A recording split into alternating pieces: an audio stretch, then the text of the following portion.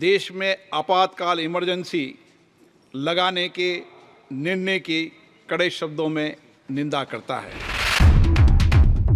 माननीय सदस्यगण, ये सदन 1975 में देश में आपातकाल इमरजेंसी लगाने के निर्णय की कड़े शब्दों में निंदा करता है। इसके साथ ही हम उन सभी लोगों की संकल्प शक्ति की सराहना करते हैं जिन्होंने इमरजेंसी का पुनर्विरोध विरोध किया, अभूतपूर्व संघर्ष किया और भारत के लोकतंत्र की रक्षा का दायित्व निभाया।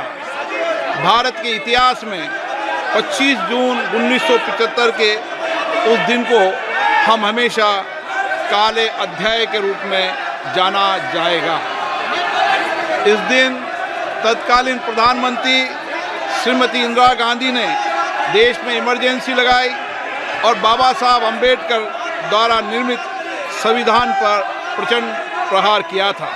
भारत की पहचान पूरी दुनिया में लोकतंत्र की जननी के तौर पर है। भारत में हमेशा लोकतांत्रिक मूल्यों और वाद संवाद का समर्थन हुआ, हमेशा लोकतांत्रिक मूल्यों की सुरक्षा की, उन्हें हमेशा प्रोत्साहित किया गया।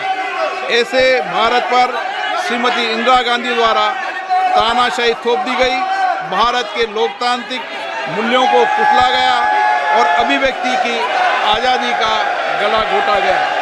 इमरजेंसी के दौरान भारत के नागरिकों के अधिकार नष्ट कर दिए गए, नागरिकों से उनकी आज़ादी छीन ली गई। ये वह दौर था जब विपक्ष के नेताओं को जेल में बंद कर दिया गया, पूरे देश को जेल खाना बना दिया गया।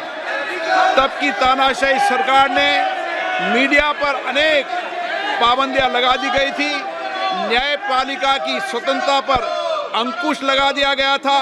इमरजेंसी का वह समय हमारे देश के इतिहास में अन्याय काल का एक काला खंड था। इमरजेंसी अपने साथी ऐसे असामाजिक और तानाशाही की भावना से भयंकर चुनौतियों को लेकर आई, जिसने गरीबी, दलित और वंचितों को तबाह कर दिया। इमरजेंसी के दौरान लोगों को कांग्रेस सरकार द्वारा जबरन थोपी गई अनिवार्य नसबंदी का, शहरों में अतिक्रमण हटाने के नाम पर मनमानी का और सरकार की कुनीतियों का प्रहार झेलना पड़ा। ये सदन उन सभी लोगों के प्रति संवेदना जताना चाहता है। 1975 से 1970 कालाखंड अपने आप में एक ऐसा कालाखंड है जो हमें संविधान के सिद्धांतों, संघीय ढांचे और न्यायिक स्वतंत्रता के महत्व को याद दिलाता है। ये कालखंड हमें याद दिलाता है कैसे उस समय हम सभी पर हमला किया गया, क्योंकि जिनकी रक्षा आवश्यक है।